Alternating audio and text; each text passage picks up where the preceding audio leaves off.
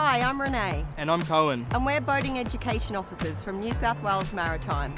Our role is to work with the community to promote awareness around boating safety rules. We explain what to do to keep everyone safe on the water. Our mission is to make sure that New South Wales waterways are a safer place to live, work and play. Enjoying social activities on the water is very popular in Australia, especially during summer and school holidays.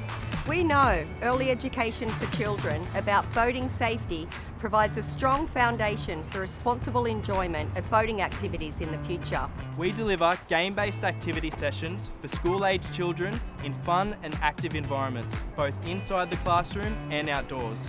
These sessions are highly interactive and reinforce key messages about boating safety awareness. We have a range of delivery methods to suit different classes and group sizes. These are based on the needs of individual schools and groups. Our program outcomes align with the New South Wales Education Syllabus for Marine Studies, as well as with the water safety badge requirements for Scouts and Guides, and it's completely free. To make a booking, contact us. And we look forward to seeing you out on the water.